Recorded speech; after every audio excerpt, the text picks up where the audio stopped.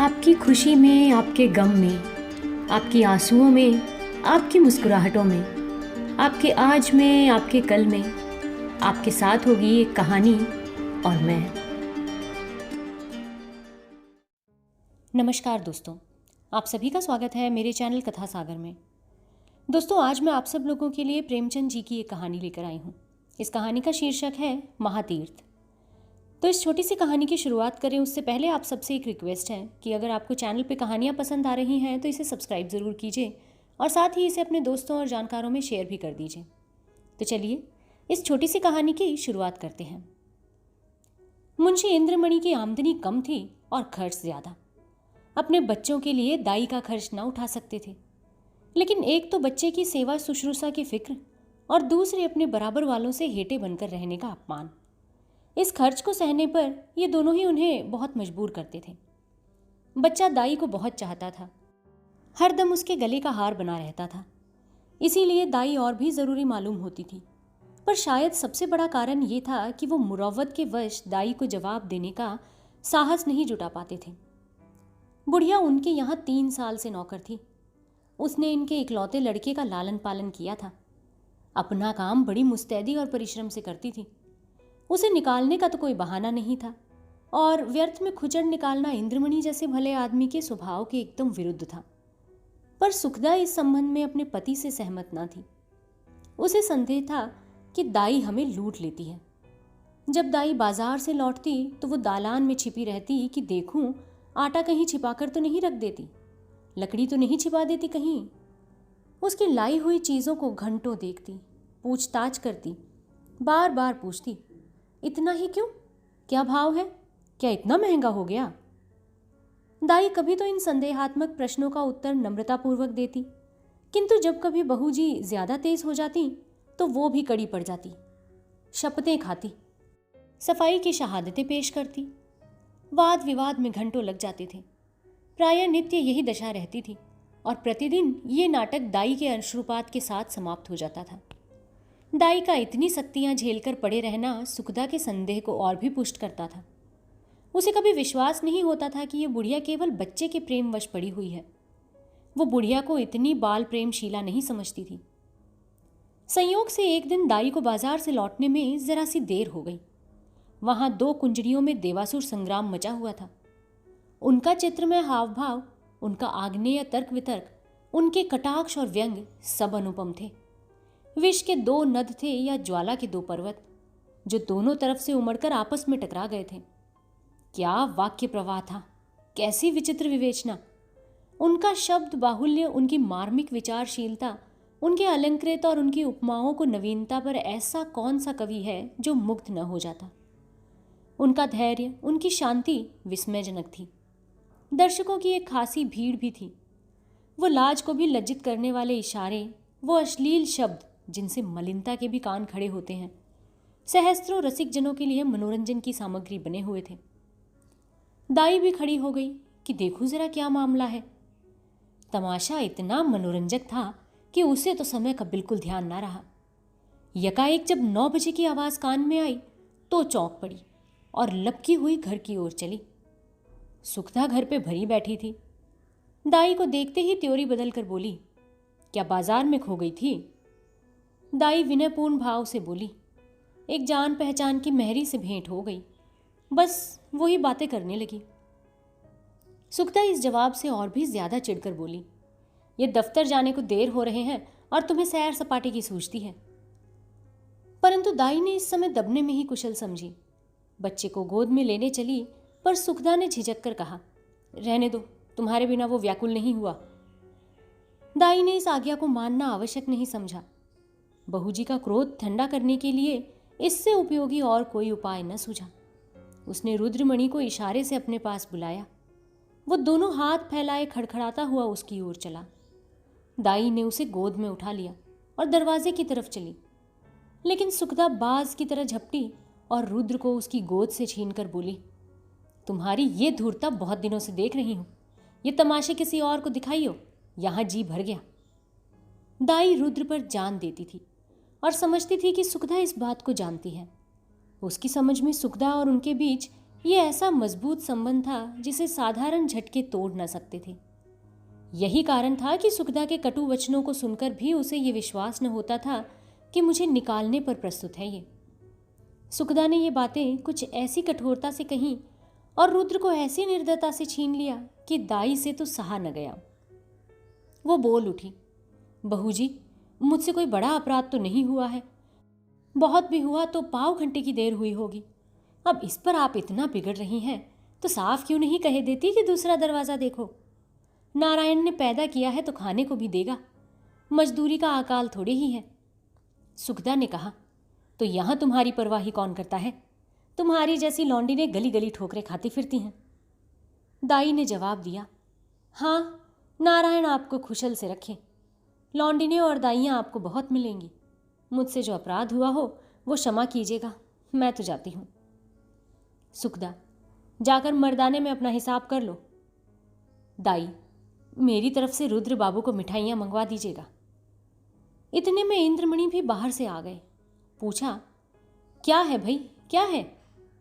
दाई ने कहा, कुछ नहीं, बहू जी ने जवाब दे दिया है तो मैं घर जाती हूँ। इंद्रमणि गृहस्थी के जंजाल से इस तरह बचते थे जैसे कोई नंगे पैर वाला मनुष्य कांटों से बचे। उन्हें सारे दिन एक ही जगह खड़े रहना मंजूर था, पर कांटों में पैर रखने की हिम्मत न थी। खिन्न होकर बोले, क्या बात हुई? सुखदा ने कहा, कुछ नहीं, अपनी इच्छा। जी नहीं चाहता तो नहीं रखते, अब किसी के हाथों बिक तो नहीं गए ना। इंद्रमणि ने झुंझलाकर कहा, तुम्हें बैठे बैठे एक न एक खुचर सूझती रहती है। सुखदा ने तिनक कर कहा, हाँ, मुझे तो इसका रोग है, क्या करूं, स्वभाव ही ऐसा है। तुम्हें ये बहुत प्यारी है तो ले जाकर गले में बांध लो, मेरे यहाँ इसकी जरूरत नहीं है। दाई जब घर से निकली तो आंखें डबडबाई हुई थी। हृदय रुद्रमणि के लिए तड़प रहा था। जी चाहता था कि एक बार बालक को लेकर प्यार कर लूं, पर यह अभिलाषा लिए हुए ही उसे घर से बाहर निकलना पड़ा। रुद्रमणि दाई के पीछे पीछे दरवाजे तक आया, पर दाई ने जब दरवाज़ा बाहर से बंद कर दिया तो वो मचलकर ज़मीन पर लेट गया और अन्ना अन्ना कहकर रोने लगा। सुखदा ने चुमकारा, प्यार किया, गोद में लेने की कोशिश की, मिठाई देने का लालच दिया, मेला दिखाने का वादा किया। इससे जब काम न चला तो बंदर, सिपाही, लूलू और हवा की धमकी दी, पर रुद्र ने वो रौद्र भाव धारण किया कि किसी तरह चुप न हुआ। यहाँ तक कि सुखदा को क्रोध आ गया, बच्चे को वहीं छोड़ दिया और आकर घर के धंधे में लग गई। रोते रोते रुद्र का मुंह और गाल लाल हो गए, आंखें सूज गईं। निदान वो वहीं जमीन पर सिसकते सिसकते सो गया। सुखदा ने समझा कि बच्चा थोड़ी देर में रो धोकर चुप हो जाएगा। रुद्र ने जागते ही अन्ना की रट लगाई। 3 बजे इंद्रमणि दफ्तर से आए और बच्चे की ये दशा देखी तो स्त्री की तरफ कुपित नेत्रों से देखकर उसे गोद में उठा लिया और बहलाने लगे। जब अंत में रुद्र को विश्वास हो गया कि दाई मिठाई लेने गई है तो उसे कुछ संतोष हुआ, परंतु शाम होते ही उसने फिर चीखना शुरू कर दिया, अन्ना मिठाई ला, अन्ना मिठाई ला। इस तरह 2-3 दिन बीत गए। रुद्र को अन्ना का रट लगाने और रोने के सिवाय और कोई काम न था।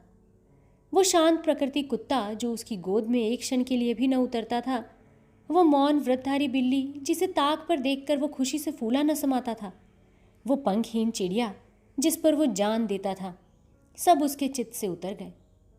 वो उनकी तरफ आंख उठाकर भी न देखता। अन्ना जैसी जीती जागती प्यार करने वाली, गोद में लेकर घुमाने वाली, थपक थपक कर सुलाने वाली, गा गाकर खुश करने वाली चीज़ का स्थान उन निर्जीव चीज़ों से पूरा न हो सकता था। वो अक्सर सोते सोते चौंक पड़ता, अन्ना अन्ना।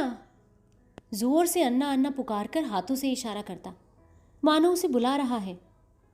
अन्ना की खाली कोठरी का दरवाज़ा खुलते ही सुनता तो अन्ना अन्ना कहकर दौड़ता, समझता कि अन्ना आ गई। उसका भरा हुआ शरीर घुल गया, गुलाब जैसा चेहरा सूख गया। माँ और बाप उसकी मोहिनी हंसी के लिए तरस कर रह जाते थे। यदि बहुत गुदगुदाने या छेड़ने से हंसता भी तो ऐसा जान पड़ता था कि दिल से नहीं हंसता, केवल दिल रख लेने के लिए हंस रहा है। उसे अब दूध से प्रेम न था, न मिश्री से, न मेवे से, न मीठे बिस्किट से, न ताज़ी इमरती से। इन सब में तो मज़ा तब था जब अन्ना अपने हाथों से खिलाती थी। अब उनमें मज़ा नहीं था। 2 साल का लहलहाता हुआ सुंदर पौधा मुरझा गया। वो बालक जिसे गोद में उठाते ही नरमी, गर्मी और भारीपन का अनुभव होता था, अब सूख कर कांटा हो गया। सुखदा अपने बच्चे की ये दशा देखकर भीतर ही भीतर कुढ़ती, अपनी मूर्खता पर पछताती। इंद्रमणि जो शांति प्रिय आदमी थे, अब बालक को गोद से अलग ना करते थे। उसे रोज साथ हवा खिलाने ले जाते थे, नित्य नए खिलौने लाते थे, पर मुरझाया हुआ पौधा किसी तरह भी पनपता नहीं था। दाई उसके लिए संसार की सूर्य थी। उस स्वाभाविक गर्मी और प्रकाश से वंचित रहकर हरियाली को बाहर कैसे दिखाता। दाई के बिना उसे अब चारों ओर सन्नाटा दिखाई देता था। दूसरी अन्ना तीसरे दिन रख ली गई थी, पर रुद्र उसकी सूरत देखते ही मुंह छिपा लेता था, मानो वो कोई डायन या चुड़ैल हो। प्रत्यक्ष रूप में दाई को न देखकर रुद्र अब उसकी कल्पनाओं में मगन रहता। वहां उसकी प्यारी अन्ना चलती फिरती दिखाई देती थी। उसकी वो गोद थी, वही स्नेह, वही प्यारी प्यारी बातें, वही प्यारे गाने, वही मज़ेदार मिठाइयाँ, वही सुहावना संसार, वही आनंदमयी जीवन। अकेले बैठकर कल्पित अन्ना से बातें करता। अन्ना, कुत्ता भूखे, अन्ना गाय दूध दे, अन्ना उजला उजला घोड़ा दौड़े। सवेरा होते ही लोटा लेकर दाई की कोठरी में जाता और कहता, अन्ना पानी। दूध का गिलास लेकर उसकी कोठरी में रख के आ जाता और कहता, अन्ना दूध पिला। अपनी चारपाई पर तकिया रखकर चादर से ढांक देता और कहता, अन्ना सोती है। सुखदा जब खाने बैठती तो कटोरे उठा उठाकर अन्ना की कोठरी में ले जाता और कहता, अन्ना भी खाना खाएगी। अन्ना अब उसके लिए एक स्वर्ग की वस्तु थी, जिसके लौटने की अब उसे बिल्कुल आशा न थी। रुद्र के स्वभाव में धीरे धीरे बालकों की चपलता और सजीवता की जगह एक निराशाजनक धैर्य, एक आनंद विहीन शिथिलता दिखाई देने लगी। इस तरह 3 हफ्ते गुजर गए। बरसात का मौसम था। कभी बेचैन करने वाली गर्मी, कभी हवा के ठंडे झोंके। बुखार और जुकाम का जोर था। रुद्र की दुर्बलता इस ऋतु परिवर्तन को बर्दाश्त न कर सकी। सुखदा उसे फलालैन का कुर्ता पहनाए रखती थी। उसे पानी के पास भी नहीं जाने देती, नंगे पैर एक कदम भी नहीं चलने देती, पर फिर भी उसे सर्दी लग ही गई। रुद्र को खांसी और बुखार आने लगा। प्रभात का समय था। रुद्र चारपाई पर आंख बंद किए पड़ा था। डॉक्टरों का इलाज निष्फल हुआ। सुखदा चारपाई पर बैठी उसकी छाती में तेल की मालिश कर रही थी और इंद्रमणि विषाद की मूर्ति बने हुए करुणापूर्ण आंखों से बच्चे को देख रहे थे। इधर वो सुखदा से भी बहुत कम बोलने लगे थे। उन्हें उससे एक तरह की घृणा सी हो गई थी। वो रुद्र की बीमारी का एकमात्र कारण उसी को समझते थे। वो उनकी दृष्टि में बहुत नीच स्वभाव की स्त्री थी।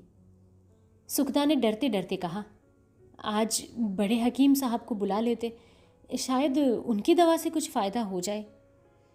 इंद्रमणि ने काली घटाओं की ओर देखकर रुखाई से जवाब दिया, बड़े हकीम नहीं, यदि धनवंतरी भी आवे तो उससे भी कोई फायदा ना होगा। सुखदा ने कहा, तो क्या अब किसी की दवा नहीं होगी? इंद्रमणि, बस इसकी एक ही दवा है और अलभ्य है। सुखदा, तुम्हें तो बस वही धुन सवार है, क्या बुढ़िया आकर अमृत पिला देगी? इंद्रमणि, वो तुम्हारे लिए चाहे विष हो, पर लड़के के लिए तो अमृत ही होगी। सुखदा, मैं नहीं समझती कि ईश्वर इच्छा इसके अधीन है। इंद्रमणि, यदि नहीं समझती हो और अब तक नहीं समझी तो रोओगी, बच्चे से हाथ धोना पड़ेगा तुम्हें। सुखदा, चुप भी रहो, क्या अशुभ मुंह से निकालते हो? यदि ऐसी ही जलीकटी सुनानी है तो बाहर चले जाओ। इंद्रमणि, तो मैं जाता हूं, पर याद रखो यह हत्या तुम्हारी ही गर्दन पर होगी। यदि लड़के को तंदुरुस्त देखना चाहती हो तो उसी दाई के पास जाओ, उससे विनती करो, प्रार्थना करो, क्षमा मांगो। तुम्हारे बच्चे की जान उसी की दया के अधीन है। सुखदा ने इसका कुछ उत्तर नहीं दिया। उसकी आंखों से आंसू जारी थे। इंद्रमणि ने पूछा, क्या मर्जी है, जाऊं बुला लाऊं उसे? सुखदा, तुम क्यों जाओगे, मैं आप ही चली जाऊंगी। इंद्रमणि, नहीं, क्षमा करो, मुझे तुम्हारे ऊपर विश्वास नहीं है। न जाने तुम्हारी जुबान से वहां क्या निकल पड़े कि वो आती भी तो न आवे। सुखदा ने पति की ओर तिरस्कार की दृष्टि से देखा और बोली, हाँ, और क्या मुझे अपने बच्चे की बीमारी का शोक थोड़ी ही है? मैंने लाज के मारे तुमसे कहा नहीं, पर मेरे हृदय में ये बात बार बार उठी है। यदि मुझे दाई के मकान का पता मालूम होता तो मैं कब की उसे मना लाई होती। वो मुझसे कितनी ही नाराज़ हो, पर रुद्र से उसे प्रेम था। मैं आज ही उसके पास जाऊंगी। तुम विनती करने को कहते हो, मैं उसके पैरों पड़ने के लिए तैयार हूँ। उसके पैरों को आंसुओं से भिगोऊंगी और जिस तरह भी राज़ी होगी उसे मैं राज़ी ज़रूर करूंगी। सुखता ने बहुत धैर्य धरकर ये बातें कहीं, परंतु उमड़े हुए आंसू न रुक सके। इंद्रमणि ने स्त्री की ओर सहानुभूतिपूर्वक देखा और लज्जित होकर बोले, मैं तुम्हारा जाना उचित नहीं समझता, मैं खुद ही जाता हूं। कैलासी संसार में अकेली थी।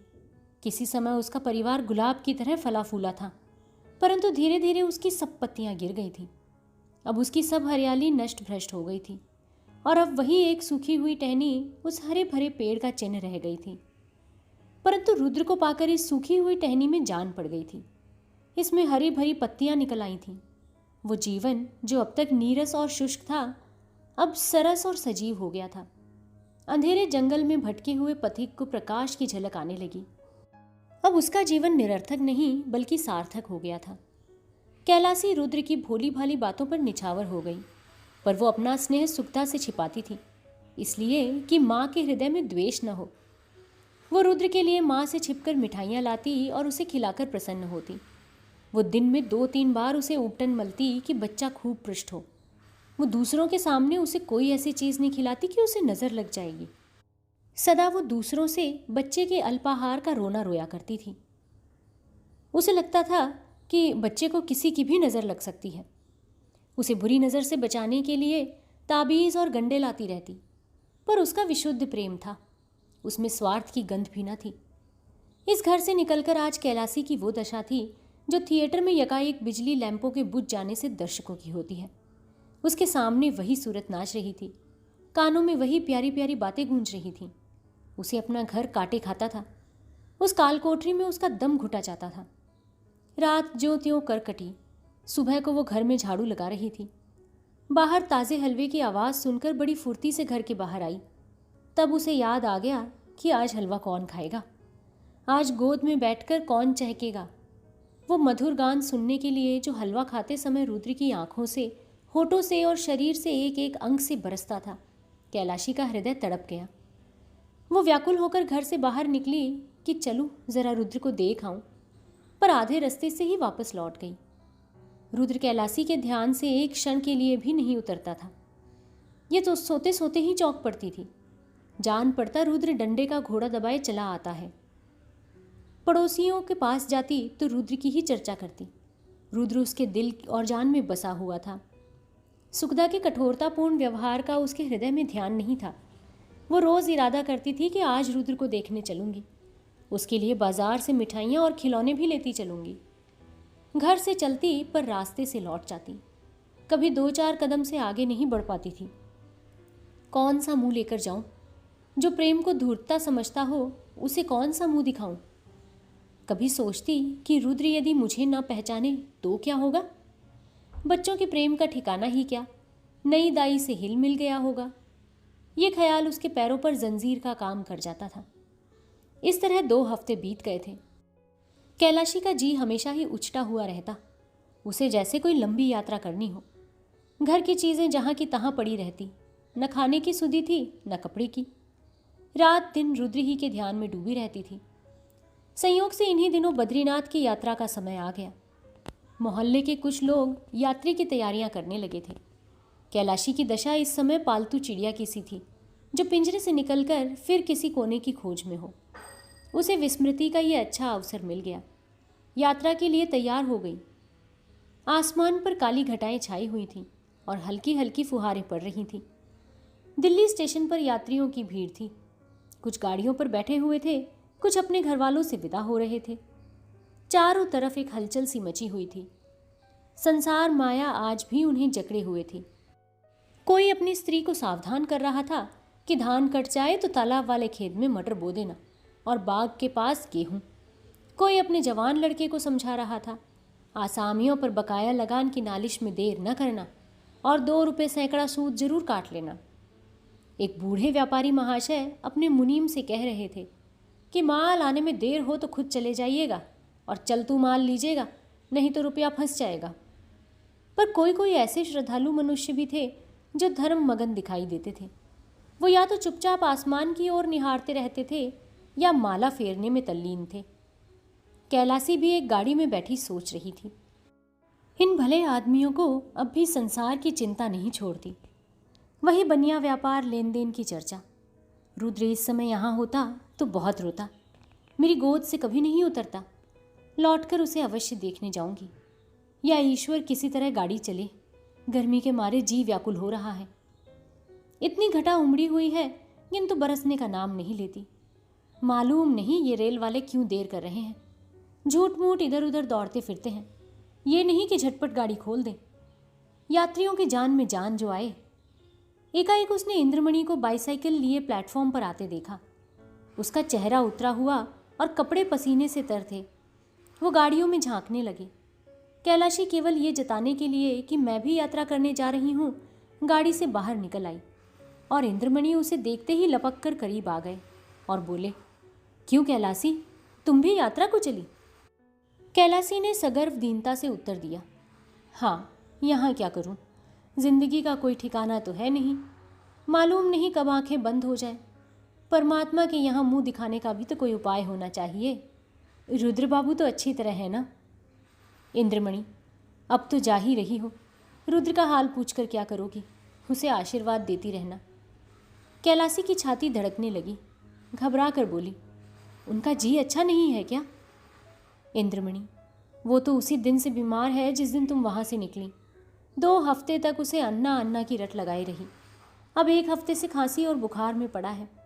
सारी दवाइयाँ करके हार गया पर कुछ फ़ायदा ना हुआ।